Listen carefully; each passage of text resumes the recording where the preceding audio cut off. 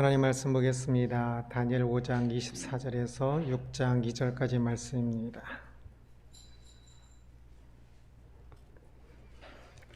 다니엘 성경 5장 24절에서 6장 2절까지입니다.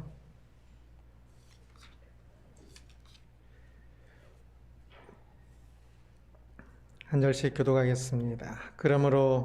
이러므로 그의 앞에서 이 손가락이 나와서 이 글을 기록하였나이다.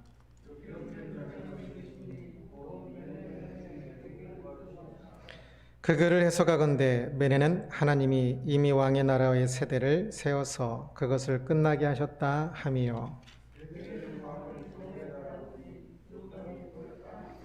베레스는 왕의 나라가 나뉘어서 메대와 바사 사람에게 준 바 되었다 함이니이다 하니,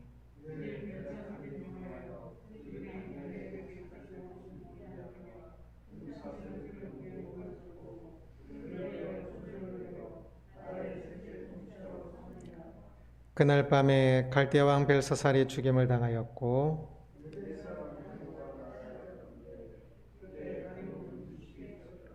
다리오가 자기의 뜻대로 고관 120명을 세워 전국을 통치하게 하고,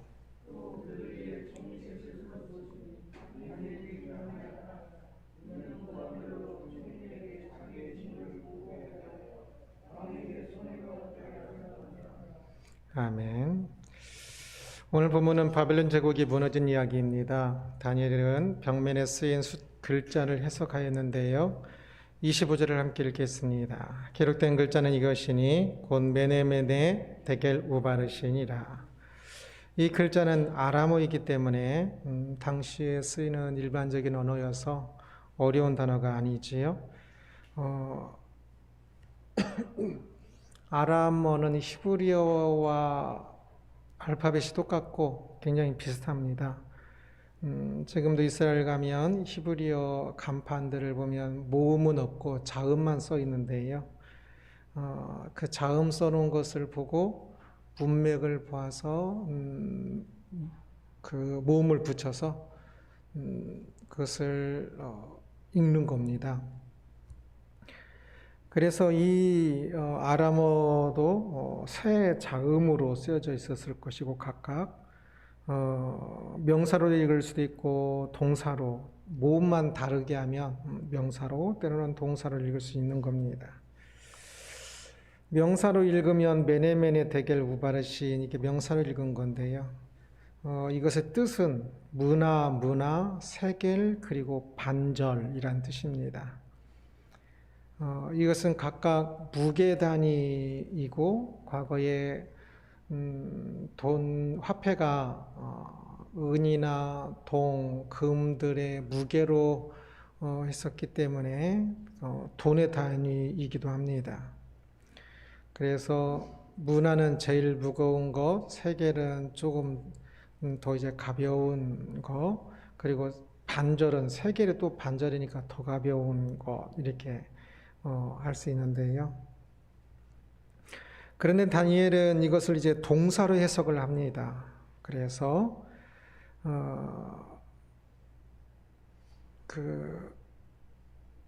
그런데 이 단어를 명사로 해석하든 동사로 해석하든 그것에 있는 사람이 읽을 줄 모르는 사람은 아무도 없었을 것입니다. 그런데 이제 이것이 의미하는 것이 무엇인지를 몰라서 사람들이 해석을 못했던 것인데, 사람들은 미래에 대해서 이것저것 말하기도 하지만 다 예상일 뿐 그것을 정확히 아는 사람은 없지요. 그래서 바벨론 왕 앞에서 정확히 해석해야 했기 때문에 다른 사람들이 해석을 하지 못하고 있었던 것입니다. 그러나 하나님께서 다니엘에게 알려주셔서 다니엘은 그 하나님의 뜻에 따라 정확히 해석을 하게 되는 것이지요. 바벨론 제국은 강하였습니다. 벨사살 왕은 또 힘이 있었고요. 그러나 그 힘으로 나라의 연수를 하루도 늘릴 수 없었고 왕의 연수를 하루도 늘릴 수가 없었습니다. 26절을 같이 한번 읽어봅니다. 그 글을 해석하건대 메네는 하나님이 이미 왕의 나라의 시대를 세워서 그것을 끝나게 하셨다 함이요 라고 말합니다. 첫 번째 글자는 세 글자가 미음, 니은, 히읗 이렇게 되어 있는 글자입니다. 이것을 동사로 읽으면 메나인데요. 그 뜻은 수를 세다 임입니다.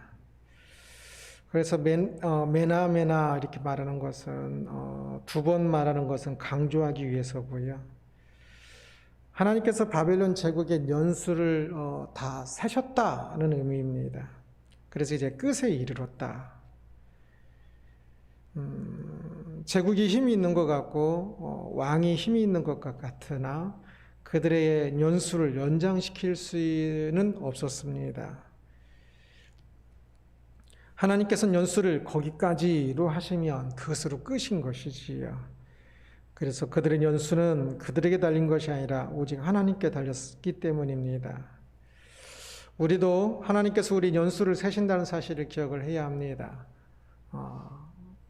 한 해 한 해 세어져 가고 있습니다. 30말씀 보면 그날 밤에 갈대아 왕 벨사살의 죽임을 당하였고 라고 말합니다. 보통 튼튼한 성을 점령할 때는 몇 년이 걸립니다.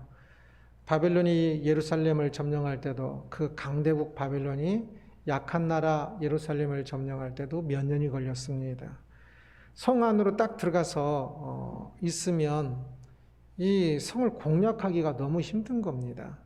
그래서 바벨론이 예루살렘을 점령할 때는 성 밖에다가 또 하나의 성처럼 보통 그 도시를 점령할 때 그렇게 많이 합니다. 밖에다가 밖에 흙으로 그 큰 무더기 길을 만들어서 그것으로 담을 넘어갈 수 있도록. 그래서 바벨론이 예루살렘을 멸망시킬 때도 그렇게 했습니다. 그런데 이 바벨론이 도시 이름이라고 했죠, 본래는.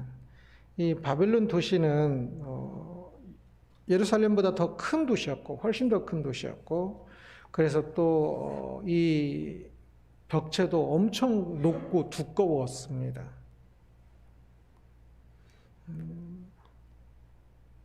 그리고 유프라데스 강 그 강 물줄기를 도시 뺑 둘려서 또 하나의 고랑을 강처럼 파가지고 그 도시를 물이 다 흐르게 해서 과거에 강화도로 우리가 왕이 도망을 가기도 하고 그랬죠. 물이 있으면 이제 더 많이 힘든 겁니다.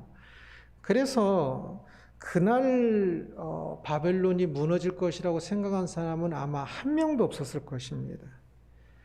그러나 바사 제국의 이 장군이 바벨론을 둘러싸고 있던 이 강의 물줄기를 그전 다른 왕이 파놨던 그 터널로 물줄기를 바꿔버립니다. 그래서 물의 양이 적어지게 만들었고, 그래서 한밤중에 은밀히 담을 타고 넘어가서 바벨론 이 도시가 하루아침에 무너집니다. 피도 거의 흘리지 않고 아주 이런 전쟁이 없었다 싶을 정도로 하루아침에 무너져서 그날 밤에 벨사살 왕이 죽음을 맞이하게 되는 겁니다. 전혀 생각지도 못했지만 하나님의 연수가 하나님께서 연수를 세는 것이 그날로 바벨론 제국과 벨사살 왕의 연수를 그날로 끝마쳤기 때문에 계수하시는 것을 끝냈기 때문에 그날 바벨론 제국과 벨사살 왕은 무너지고 죽음을 당하게 됐던 것입니다. 우리도 마찬가지입니다. 우리 삶도 언제 어느 순간에 끝날지 모릅니다. 우리가 우리의 생명을 연장할 수도 없고요. 운전할 때마다 저는 그런 생각을 자주 합니다. 내가 조금만 더 잘못했으면 큰일 날 뻔, 죽을 수도 있었겠구나 라는 생각들을 합니다. 우리 중에 어떤 누구도 내일을 분명하게 약속할 수 있는 사람은 없습니다. 달력에다가 한 달의 계획표를 적어놓긴 하지만 그러나 그 내일이 진짜 나에게 내일이 올 것이라고 장담할 수 있는 사람은 아무도 없습니다. 오늘 저녁에 생을 마칠 수도 있고요.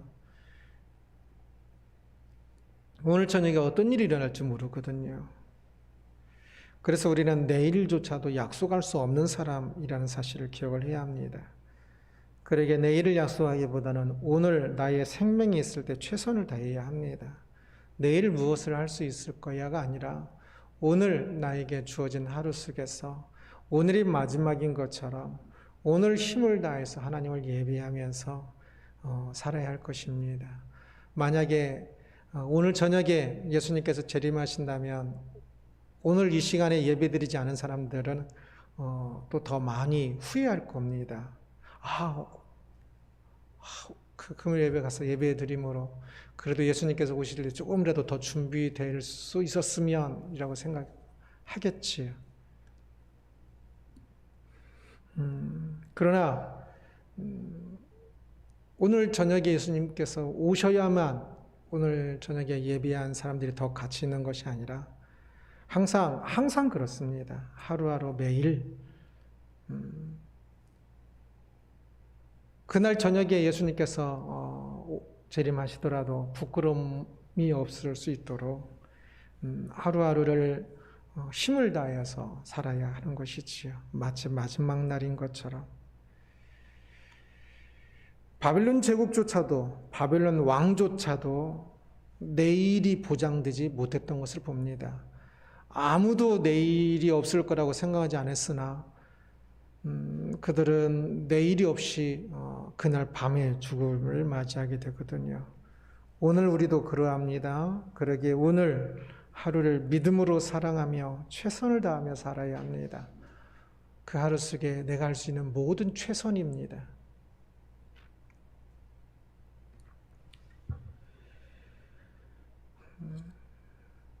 다니엘이 글자의 두 번째 것을 이제 또 설명합니다. 27절 함께 봅니다. 데겔은 왕을 저울에 달아보니 부족함이 보였다 하며 메네메네는 이제 반복했다고 그랬죠. 그 수를 세다고 두 번째 글자는 티귿, 키읔, 리을 이 자음 세 개가 있는 겁니다. 이것의 동사는 테킬이라고 부르고 그러면 뜻은 무게가 달리다, 수동태형입니다. 그 왕의 삶이 무게가 달리다라는 뜻입니다.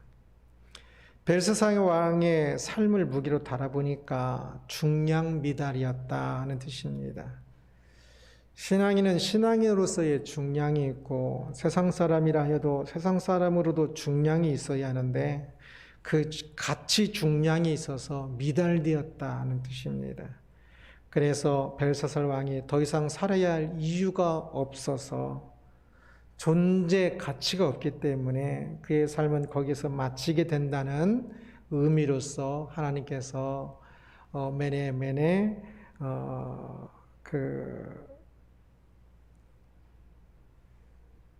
데네라고 그 세 번째 단어로 표현을 해주신 것입니다. 그래서 더 이상 살아야 할 이유가 없으니까 이제 거기서 죽는 것인데요. 그럼 어쩌면 그는 일찍 죽는 것이 그나마 조금 더 나을 것입니다. 더 살아봤자 더 많은 죄만 쌓을 것이기 때문이 그랬습니다. 하나님께서 벨사살 왕의 삶을 저울로 재셨듯이 모든 사람의 인생은 그 무게가 재어지고 있다는 것 또한 기억을 해야 합니다. 보통 마지막 날 재어지겠지만 이 땅에서 사는 동안에도 사실 하나님께서 연수를 세시는 것처럼 이 땅에 사는 사람들의 삶의 무게도 매일매일 저울로 재어질 것입니다. 우리의 삶의 무게는 얼마였을까요? 오늘 하루의 삶의 가치 무게는 얼마였습니까? 우리가 하나님 앞에서 하나님을 경외하며 하루를 산다면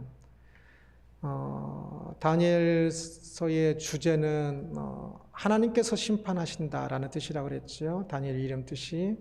그러기에 하나님을 경외하며 심판하실 하나님을 바라보며 살아야 한다는 것을 다니엘서에서는 이야기하고 있습니다.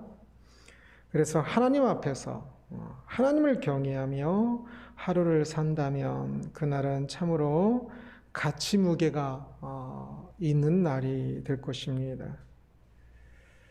사람들은 모두 하루가 24시간 공평하게 살고 있지만 그 무게는 완전히 다릅니다.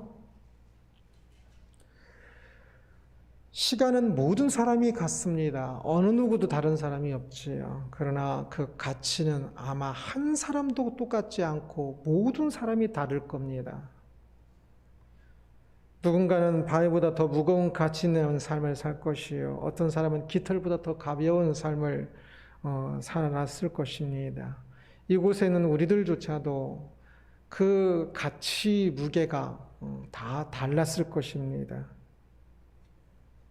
사람이 다르기 때문에 인생이 다르고 사람이 다르기 때문에 다른 것이 아니라 그 한 사람이 하나님 앞에서의 순종과 경외와 믿음에 따라 다른 삶을 살았을 것입니다.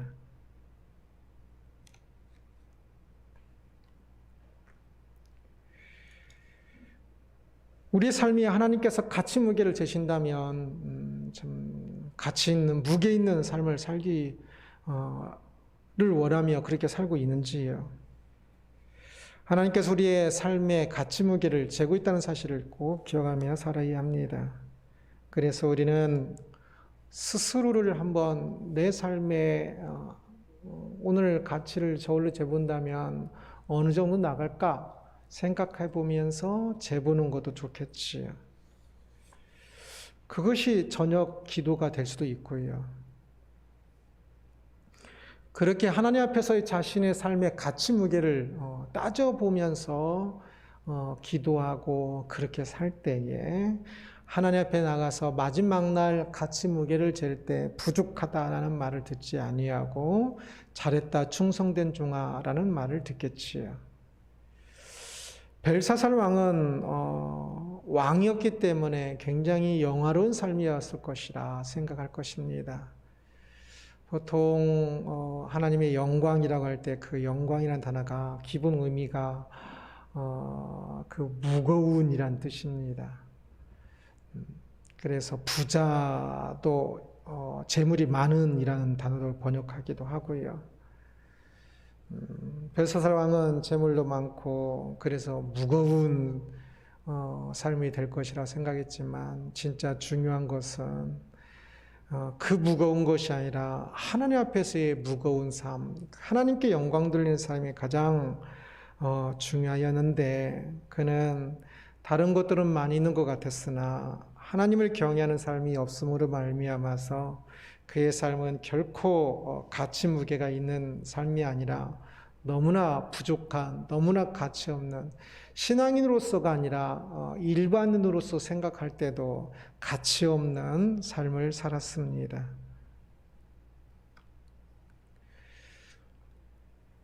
그의 삶은 사람들이 보기에는 굉장히 무거워, 사람들이 보기에는 굉장히 영광스럽게 보였을 것이겠지만 어떤 누구도 벨사살 왕의 그 삶이 가볍고 의미 없다고 말할 사람이 없었겠지만 그러나 심판주는 오직 하나님입니다. 다니엘, 하나님이 심판하신다고 그랬지요. 하나님께서 보실 때 무거운 삶이 되어야 합니다. 우리는 오직 하나님께만 심판을 받습니다. 살아가면 사람들이 마음이 아프고 사람들이 슬픈 일을 다 슬퍼하고 스트레스를 받고 고통스러워할 때 보면 하나님이 심판이 아니라 세상의 심판을 세상의 눈과 세상을 심판해서 스트레스 받는 것들을 많이 봅니다. 그것은 거짓 스트레스고 그것은 아주 고통을 당해도 그것은 별로 좋은 고통이 아닙니다. 세상 눈치 보느라고 그러지 말고 우리가 진짜 그 건전한 스트레스를 받으려면 하나님을 바라보면서 받아야만 합니다. 하나님께서만 심판주이기 때문에 그렇습니다. 하나님은 벨사살 왕을 보고 부족하다 하셨습니다. 그래서 더 이상 살 가치가 없다. 오늘 우리가 신앙인으로 살면서도 믿음의 진보가 없다면 그 삶은 참으로 가치가 없는, 가치 무게가 없는 삶이라 할 수 있을 것입니다. 오늘 하루를 속에서도 가치 있는 삶이었을 것 같습니까? 가치 무게가 있는 삶이었던 것 같습니까? 아니면 가치 무게가 없는 삶이었던 것 같습니까?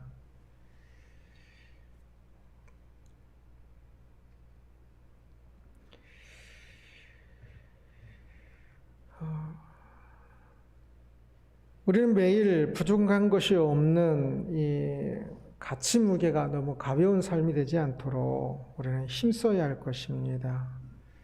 벨사살 왕의 삶의 무게만이 아니라 우리의 삶의 무게를 달 때도 있다는 사실을 명심해야 할 것입니다. 다니엘이 벨사살 왕이 본 이 벽면의 글을 해석해 주는 것을 보았습니다. 그 글씨는 벨사살 왕에 대한 글이었지요. 그러나 또한 우리 모두에게도 결코 예외적인 것이 아니라 우리 모두에게도 해당되는 것일 겁니다. 벨사살 왕의 삶이 계수되고 있었는데 이제 하나님이 정하신 마지막 날이 왔지요. 벨사살에게.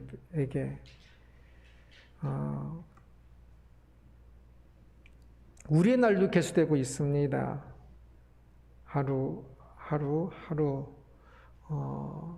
우리의 삶의 남은 날짜는 줄어들고 있을 것입니다. 그리고 어쩌면 마지막 손가락일 수도 있고요.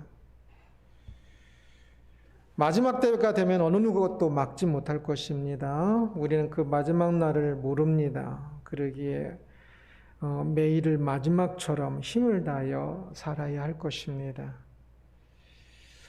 벨사살 왕은 왕으로서 세상에서는 대단한 인생 같았지만 하나님 앞에서는 너무나 가벼운 인생이었다는 것을 보았습니다.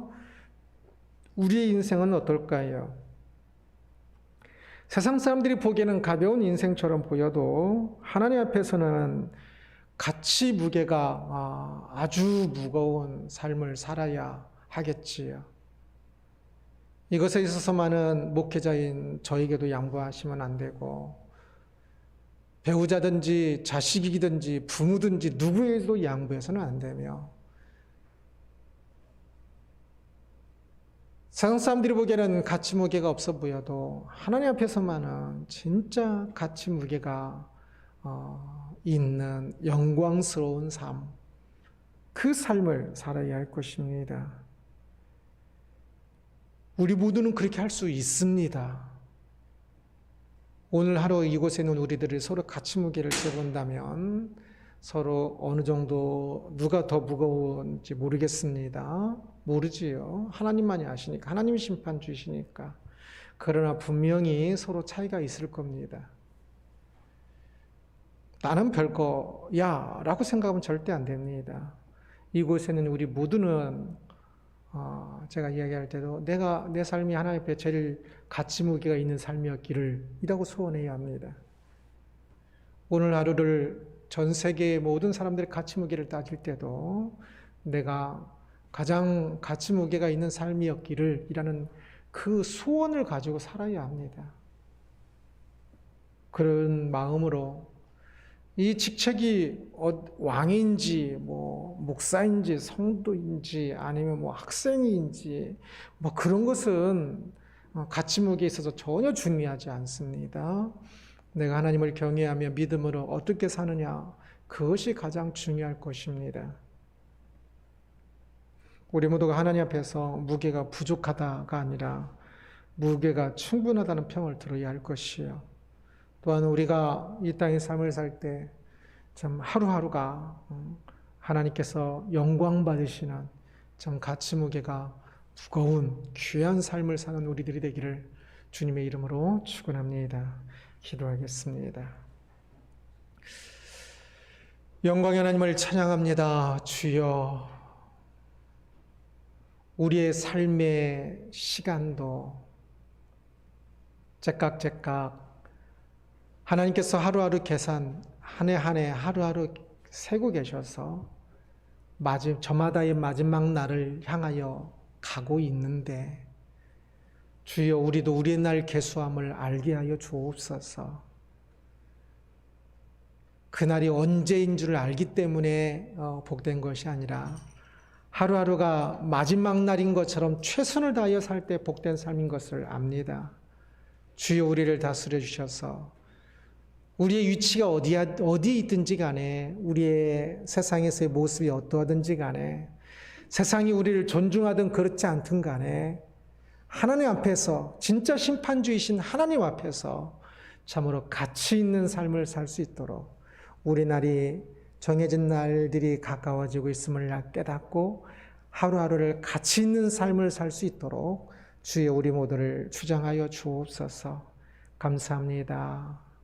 하늘 기쁨의 모든 성도님들이 믿음의 공동체로 함께 기뻐하며 서로 격려하며 함께 신앙생활을 할 수 있기에 함께하게 기뻐하며 행복하며 그렇게 믿음의 길을 갈 수 있도록 주의 연약한 저와 우리 장로님들과 우리 교회 모든 성도님들을 주께서 붙잡아 주옵소서. 감사합니다. 예수 그리스도 이름으로 기도드리옵나이다. 아멘. 아멘.